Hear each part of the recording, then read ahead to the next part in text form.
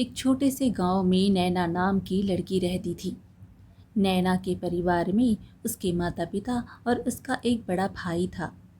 नैना सर्वगुण संपन्न और बहुत ही सुंदर थी, लेकिन उसके विवाह में थोड़ी अड़चनें आ रही थी, क्योंकि नैना के पिता मनोहर की आर्थिक स्थिति ठीक ना होने के कारण वे दहेज नहीं दे पा रहे थे।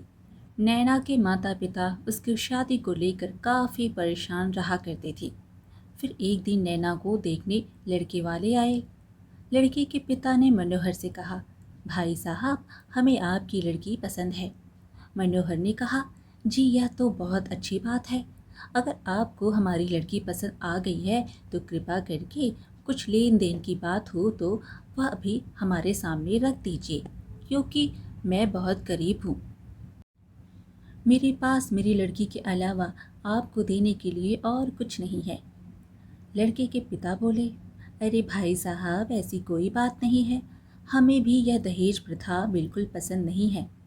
हम इसके सख्त खिलाफ हैं। आप बस अपनी बेटी हमें दे दीजिए और हमें कुछ नहीं चाहिए। मनोहर इतना सुनते ही बहुत खुश होते हुए बोला, यह तो बहुत अच्छी बात है। भाई साहब, आप जैसे लोग आजकल कहाँ मिलते हैं। आजकल तो बिना दहेज की शादी ही नहीं होती। भाई साहब, हम उन लोगों में से नहीं हैं। हमें दहेज बिल्कुल नहीं चाहिए। बस आप अपनी बेटी को जो दे सकते हैं बस उतना दे दीजिए, वह भी अपनी बेटी के सुख के लिए। वो क्या है ना, हमारे घर में कूलर नहीं है। आप तो जानते हैं आजकल कितनी गर्मी पड़ती है, तो आपकी बेटी के लिए एक कूलर दे दीजिएगा। और हमारे घर से आपका घर थोड़ा दूर पड़ता है, तो आपकी बेटी को आपके घर आने में बहुत तकलीफ़ होगी, इसलिए आप एक स्कूटर दे दीजिएगा। और घर का पूरा सामान पुराना हो गया है। आपकी बेटी अगर आएगी तो पुराना सामान देखकर उसे बुरा लगेगा, तो थोड़ा कुछ करके थोड़ा नया सामान भिजवा दीजिएगा, और हमें कुछ नहीं चाहिए। भाई साहब, हम दहेज के सख्त खिलाफ हैं। बस हम आपकी लड़की की सुख सुविधाओं का सामान ही आपसे मांग रहे हैं। मनोहर सोच में पड़ जाता है। ठीक है भाई साहब, मैं आपको एक दो दिन में संदेशा भिजवा दूंगा। ठीक है, आप विचार विमर्श करके हमें बता दीजिए, पर ज़रा जल्दी बताइएगा।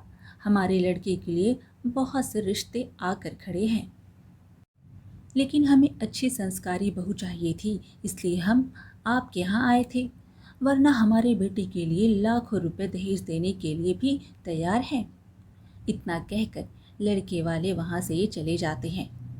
नैना का भाई आलोक कहने लगा, पिताजी, इन लोगों ने तो दहेज नहीं लेंगे बोलकर दहेज मांग भी लिया। यह लोग तो मुझे ठीक नहीं लग रहे। पहले तो उन्होंने कहा कि हमें दहेज नहीं चाहिए, और बेटी के सुख के नाम पर इन्होंने तो बहुत सारा दहेज मांग लिया। मनोहर ने कहा, आलोक बेटा, अगर हम ऐसे ही दहेज के बारे में सोचते रहे और मना करते रहे तो हमारी बेटी की शादी तो कभी नहीं हो पाएगी। तुम तो जानते हो इसके लिए कितने रिश्ते आकर गए, लेकिन सारे रिश्ते दहेज की वजह से ना हो पाए। और इतना अच्छा लड़का जो शहर में अच्छी तनख्वाह पर काम करता है, ऐसा लड़का हमें दोबारा नहीं मिलेगा। हम लोग इधर उधर से कुछ ना कुछ करके दे देंगे, लेकिन यह रिश्ता हाथ से नहीं जाने देना चाहिए। अरे निर्मला, तुम्हारा क्या कहना है? नैना की माँ निर्मला ने भी कहा, हाँ जी, आप बिल्कुल सही कह रहे हैं। हम कब तक ऐसे ही दहेज की वजह से रिश्ते ठुकराते रहेंगे? नैना की शादी कब तक नहीं करेंगी? उसकी उम्र भी तो बढ़ती जा रही है। फिर आलोक ने कहा, माँ, पिताजी, आप दोनों चिंता मत कीजिए। मैं अभी ज़मींदार से कुछ पैसे उधार ले लेता हूँ। शादी के बाद मैं शहर चला जाऊँगा और कुछ ना कुछ काम ढूंढ लूँगा और उसके सारे पैसे लौटा दूँगा। उसके बाद आलोक ज़मींदार से थोड़ा कर्ज ले लेता है और नैना की शादी हो जाती है, और आलोक पैसे कमाने शहर चला जाता है। शादी के कुछ दिन बाद नैना का पति गौतम ने नैना से कहा, नैना, मैंने शादी के लिए जो छुट्टियां लिया था वह अब खत्म हो गई है। मुझे कल ही शहर के लिए निकलना होगा। यह सुनकर नैना सोच में पड़ जाती है और थोड़ा सोचने के बाद बोलती है, आप चले जाएंगे तो मेरा यहाँ मन कैसे लगेगा? क्या आप मुझे साथ लेकर नहीं जा सकते?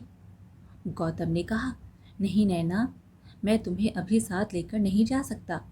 वह क्या है ना, मैं नया नया नौकरी पर लगा हूँ, इसकी वजह से अभी मैं पूरी तरह से वहाँ सेटल नहीं हुआ हूँ। जैसे ही मैं वहाँ थोड़ा सेटल हो जाऊँगा, मैं तुम्हें ज़रूर अपने साथ लेकर जाऊँगा। लेकिन अभी तुम मुझे थोड़ा समय दो, मैं जल्द ही तुम्हें अपने साथ लेकर जाऊँगा। नैना ने कहा, ठीक है जी, आप जैसा ठीक समझे। फिर दूसरे दिन गौतम वहाँ से शहर चला जाता है। ऐसे ही कुछ दिन बीत जाते हैं। एक दिन नैना की सास बोलती है, अरे बहू, दिवाली आ रही है और हमारे खानदान में एक रिवाज है कि पहली दिवाली की मिठाई बहू के मायके से आती है, तो तुम अपने मायके में यह संदेश भिजवा दो। और हाँ, उनसे यह भी कहना कि ज़्यादा मिठाई भिजवाए। हमारा खानदान बहुत बड़ा है, 2-3 किलो मिठाई से कुछ नहीं होने वाला। और मिठाई ज़रा अच्छी भिजवाए, नहीं तो हमारा नाम खराब हो जाएगा। हमारी इज्जत का सवाल है, वरना लोग हमें कल ताना मारेंगे कि तुम्हारी बहू के मायके वालों ने कैसी मिठाई भिजवाई है। ठीक है माँ जी, मैं संदेश भिजवा दूंगी। एक दिन बाजार में नैना को उसकी माँ निर्मला मिलती है। निर्मला ने कहा, कैसी है बेटी, ससुराल में सब ठीक तो है ना? नैना ने कहा, हाँ माँ, ससुराल में सब कुछ ठीक है। अच्छा हुआ माँ, तुम मुझे मिल गई, मैं वैसे भी तुमसे मिलने आने वाली थी। दरअसल माँ, मेरी सास ने मुझको कहा है कि उनके यहाँ यह रिवाज है, शादी की पहली दिवाली पर बहू के मायके से मिठाई आती है, तो मेरी सास ने मिठाई मंगाई है। निर्मला ने कहा, हाँ बेटी, यह रिवाज है, मैं जानती हूँ, मैं मिठाई भिजवा दूंगी, तुम चिंता मत करो। माँ, तुम समझी नहीं, दरअसल मैं इसलिए चिंता में हूँ क्योंकि मेरी सास ने बहुत ज़्यादा मात्रा में मिठाई मांगी है। वो बोली हैं, हमारा खानदान बहुत बड़ा है और सारे रिश्तेदारों में मिठाई बांटनी है और उनके बहुत रिश्तेदार हैं। बेटी, तू चिंता मत कर, मैं तेरे पिताजी से बात करती हूँ, वह कुछ ना कुछ ज़रूर करेंगे, तेरे यहाँ मिठाई पहुँच जाएगी।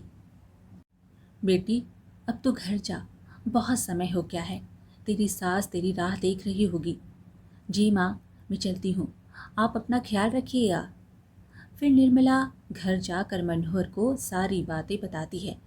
मनोहर कहने लगा, निर्मला, इतने पैसे तो नहीं है हमारे पास, तुम चिंता मत करो, मैं एक काम करता हूँ, ज़मींदार से और पैसे ब्याज पर ले लेता हूँ।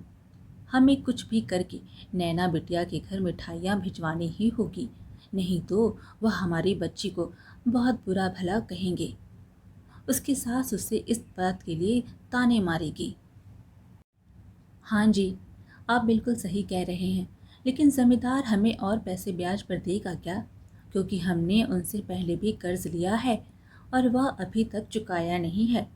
आलोक भी पता नहीं कहाँ रह गया, कितने दिन हो गए वह शहर से अभी तक नहीं लौटा है। मनोहर ने कहा, पता नहीं, लेकिन मुझे एक कोशिश तो करनी ही होगी। मैं कुछ भी करूँगा, लेकिन अपनी बेटी के घर मिठाइयाँ भेज कर ही रहूँगा। फिर नैना के पिता जमींदार के पास जाकर पैसे मांगते हैं, तो जमींदार बोलता है, देखो मनोहर, तुमने अपनी बेटी की शादी के लिए पहले से ही कर्ज ले रखा है, वह कर्ज तो चुका नहीं पाए और फिर आ गए पैसे मांगने। कोई पैसे वैसे नहीं मिलेंगे, निकलो यहाँ से। पहले मेरे पैसे लौटाओ, उसके बाद ही मांगने आना। मनोहर ने कहा, जमींदार जी, आलोक शहर क्या है, आलोक के आते ही मैं आपके सारे पैसे लौटा दूंगा, मेरी अभी के लिए सहायता कर दीजिए। जमींदार गुस्से से बोला, तुम्हें एक बार में समझ नहीं आता क्या? बेशर्म कहीं की, मैंने कहा ना, पहले मेरा पुराना वाला कर्जा वापस कर, उसके बाद ही मैं तुम्हें पैसे दूंगा, अब निकलो यहाँ से। तभी आलोक वहाँ पर आ जाता है और बोलता है, जमींदार जी, ज़ुबान संभाल कर बात कीजिए और यह लीजिए आपके सारे पैसे, वह भी ब्याज सहित। पिताजी, आपको इससे और पैसे मांगने की कोई ज़रूरत नहीं है, चलिए यहाँ से। मनोहर बोला, आलोक बेटा तू कहाँ रह गया था? बेटा हम कितने दिन से तेरी राह देख रहे हैं। चल जल्दी घर चल, तेरी माँ तुझे देखेगी तो बहुत खुश हो जाएगी। आलोक घर जाता है तो निर्मला उसे देखकर बहुत खुश हो जाती है और बोलती है, बेटा नैना की ससुराल वालों ने बहुत सारी मिठाई मांगी है। आलोक ने कहा, आप चिंता मत कीजिए माँ, मैं नैना के ससुराल इतनी मिठाई भिजवा दूंगा कि वो सब देखते रह जाएंगे। आपके आशीर्वाद से मेरा शहर में बहुत अच्छा व्यापार चालू हो गया है और मुझे बहुत अच्छा मुनाफा भी होता है। माँ अब चिंता की कोई बात नहीं है, अब हमारे गरीबी वाले दिन नहीं रहे। वे दोनों यह बात सुनकर बहुत खुश हो जाते हैं। फिर नैना के ससुराल मिठाई भेज दी जाती है।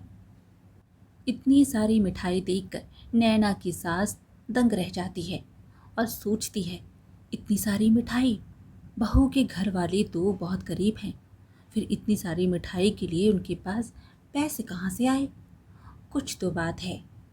नैना भी सोच में पड़ जाती है, पता नहीं पिताजी ने इतनी सारी मिठाई के लिए किस किस से कर्जा लिया होगा। मैं अच्छी तरह से जानती हूँ उनके पास इतने पैसे नहीं हैं।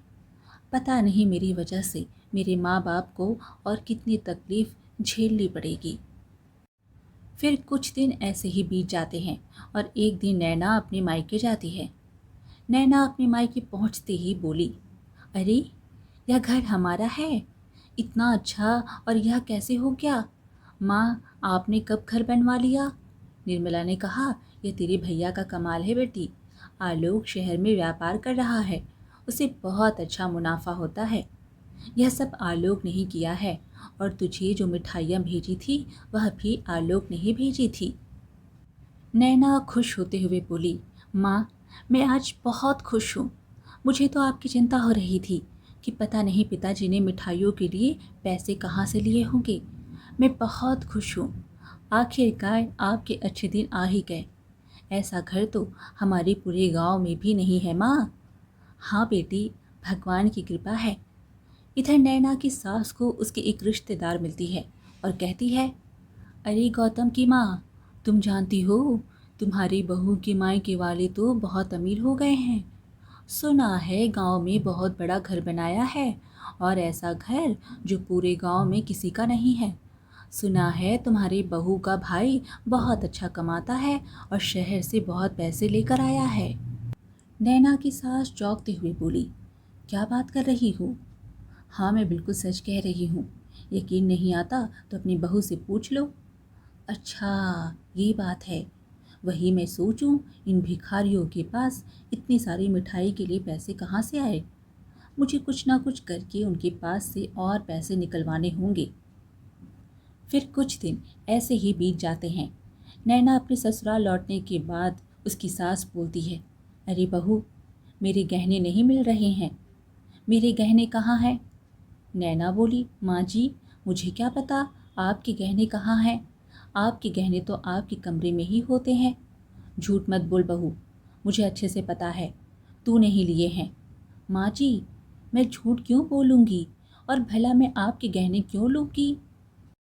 अच्छा झूठी कहीं की, तूने ही मेरे गहने चुराए हैं। मेरे गहने चुरा कर तूने अपने घर वालों को दे दिया, तभी तो उन्होंने इतना बड़ा घर बनाया है।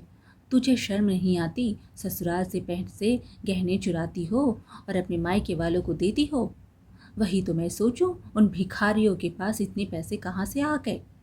माँ जी आप यह क्या बोलते जा रही हैं? वह पैसे मेरे भैया शहर से कमा कर लाए हैं।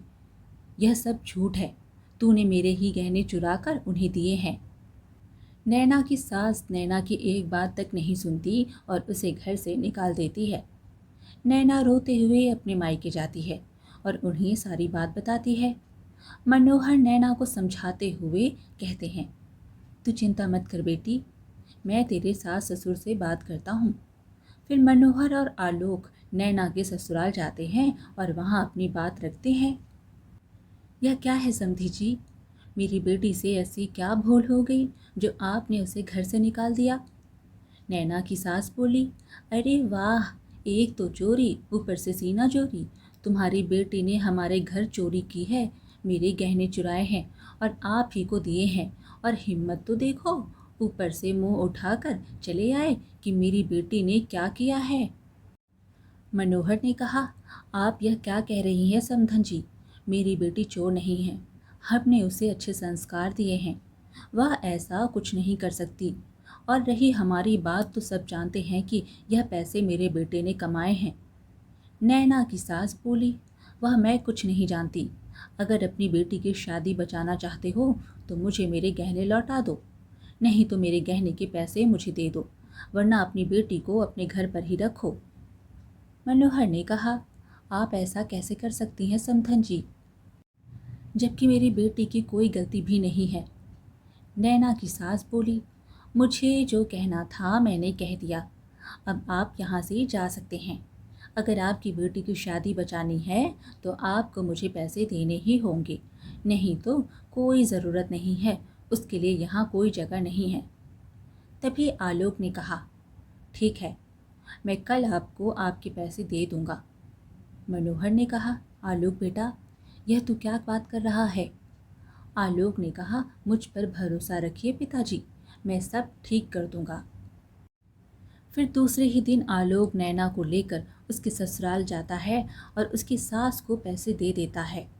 पैसे देखकर सास बहुत खुश हो जाती है और मन में सोचने लगती है, यह हुई ना बात, इन लोगों को अच्छा मज़ा चखाया। यह तो कमाल ही हो गया, मैंने कितनी आसानी से इससे पैसे निकाल लिए। अब आगे आगे देखो, मैं तुमसे तुम्हारी बेटी के नाम पर और क्या क्या निकलवाती हूँ। थोड़ी ही देर के बाद आलोक पुलिस को लेकर नैना के ससुराल आता है। पुलिस को देखते ही नैना के सास के होश उड़ गए। यह क्या है आलोक, यहाँ पुलिस क्या कर रही है? आलोक ने कहा, आपके गहने चोरी हो गए थे ना, पुलिस इस बात का पता लगाने आई है। उन्होंने हमारे घर पर तो देख लिया, वहाँ उन्हें कोई गहने नहीं मिले, तो सोचा एक बार आपके घर की भी तलाशी हो जाए। नैना की सास ने घबराते हुए कहा, वह गहने हमारे घर में नहीं हैं, वह तो तुम्हारी बहन ने ही चुराए थे और तुमने उसके पैसे भी दे दिए, फिर वह गहने यहाँ कैसे होंगी? आलोक ने कहा, हाँ तो ठीक है ना, वह तो पुलिस का काम है, अब वही पता लगाएगी कि वह गहने कहाँ हैं।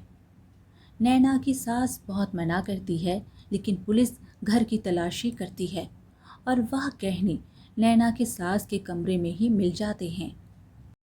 नैना की सास नाटक करती है, अरे यह गहने यहाँ कैसे आए, मुझे नहीं पता।